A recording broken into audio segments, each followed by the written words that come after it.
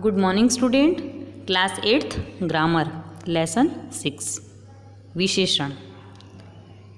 सबसे पहले हम देखेंगे यहाँ पर आप हमारे सामने 3 चित्र दिए हुए हैं। क्या लिखा हुआ है इसमें? कुछ शब्द विशेषता बताने वाले शब्द विशेषण होते हैं। किसी की विशेषता बताई जाए, है ना, तो वहाँ पर विशेषण होता है या उसको विशेषण कहते हैं। सबसे पहला जो चित्र दिया हुआ आपके सामने, वहाँ पर लिखा है शालू अपने पालतू कुत्ते के साथ जा रही है। सेकंड चित्र में हंसमुख मोनिका पढ़ने में होशियार है। बीमार व्यक्ति को डॉक्टर देख रहा है।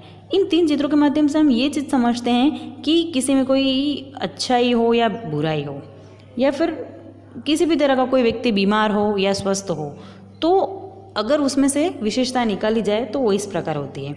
यहाँ पालतू, हंसमुख तथा बीमार शब्द विशेषता बताने वाले शब्द हैं।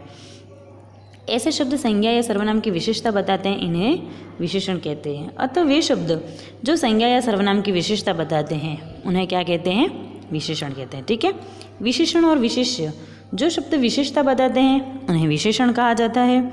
जिन शब्दों की विशेषण विशेषता बताता है उन्हें क्या कहा जाता है? विशेष्य कहा जाता है। ठीक है।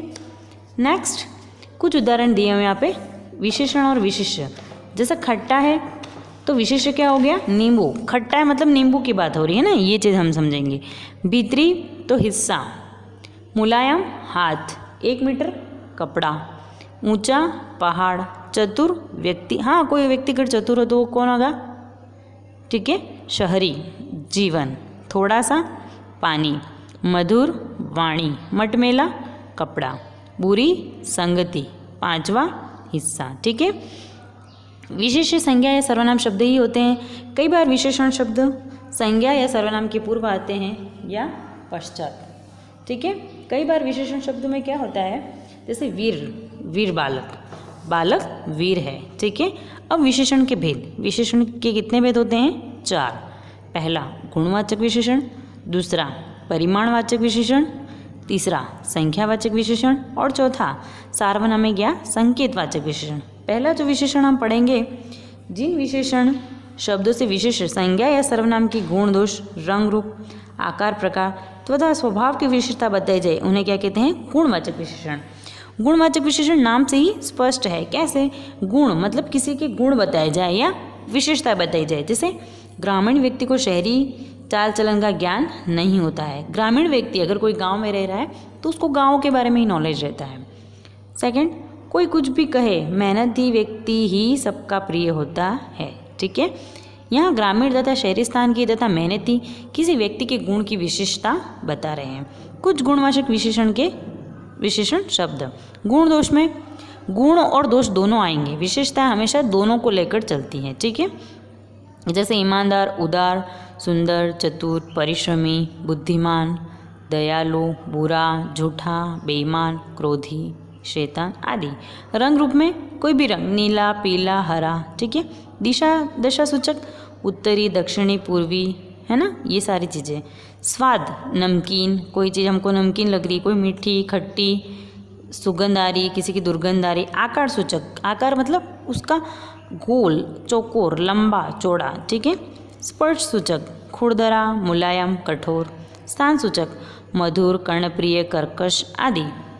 स्थान सूचक, ठीक है। आगे देखेंगे समय सूचक, प्राचीन, आधुनिक, साप्ताहिक, संध्याकालीन। ठीक है। ये सारे आपको कब पढ़ने हैं? अब विशेषण का दूसरा भेद देखेंगे हम, परिमाणवाचक विशेष। ठीक है। परिमाणवाचक विशेषण में क्या होता है?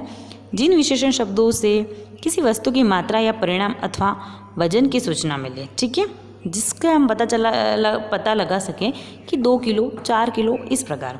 जैसे बाजार से 2 किलो फल लाना, तो 2 किलो के भाव की में जिसकी बात हुई है, जिसको आप गिन नहीं सकते हो, जिसको आप नाप तोल के माध्यम से ही पता लगा सकते हो, उसको बोलते हैं परिमाणवाचक विशेषण। ठीक है।